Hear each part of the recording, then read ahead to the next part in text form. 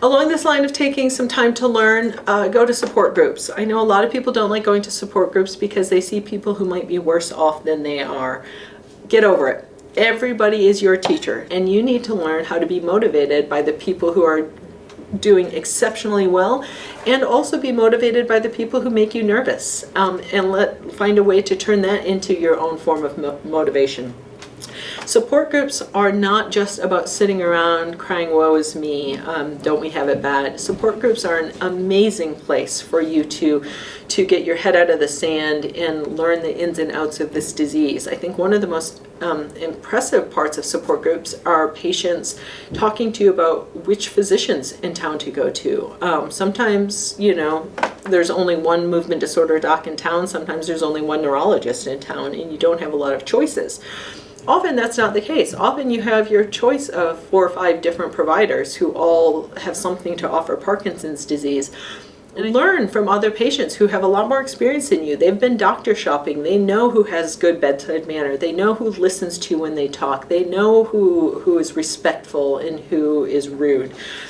Talk about us behind our backs. We are working for you, and support groups are an awesome place to come together and kind of get the cliff notes from people who have been studying this longer than you have. In addition to the in-person support groups, I cannot stress enough how much the online communities and the international group of Parkinson's patients are going to be game changers for most people. I know some people don't like Facebook. Again, Facebook communities for Parkinson's disease are incredible. My favorite's PDFU, which of course stands for Parkinson's Disease Fighters United.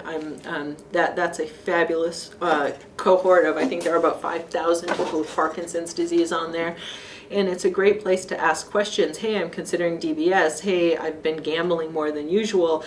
Has anybody had this symptom? And people can chime in and say, oh, I went through that. Here's what my experience was. You can do it under your real name, a fake name, it doesn't matter. But it is a place for you to just put a question out to people who have the experience. They're dealing with a lot of the same things you are, and they can give you feedback really almost immediately. And it's really nice to kind of cast a wide net and hear the diversity of opinions that come back. And almost all of them are valuable. I mean, there really is a very high level quality dialogue happening on a lot of these Facebook groups. Healthy Eating for Parkinson's Disease, online Parkinson's, it's called the Parkinson's Community is another one. There's a special interest research group for people who are interested in research that's coming out on Parkinson's disease. So a lot of these online communities are incredible.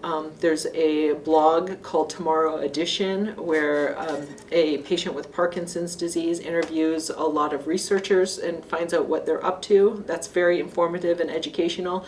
Simon Stott, I don't know that I know anybody who is more able to take really complicated, complex medical issues and make them user-friendly and easily readable and entirely accurate.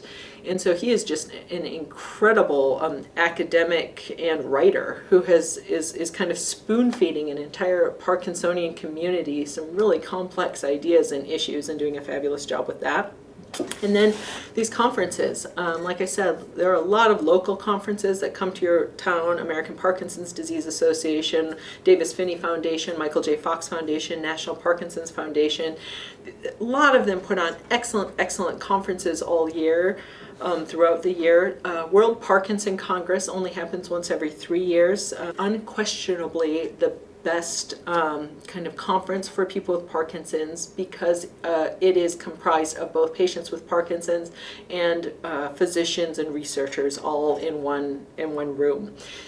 We usually have 3,000 to 5,000 people attend the World Parkinson's Congress. Not everybody can get to those, I understand, but if you have the means and the capacity, I really cannot recommend a conference more highly. It's where you meet the movers and the shakers and the people who are really neck deep in this Parkinson's community, the people who are making a difference, and not just researchers and physicians and academics, but the patients who are making a difference, the people who are out there shooting videos and doing patient education, and writers and bloggers and filmmakers who are all kind of doing their part to make Parkinson's disease something that we all have a better handle on.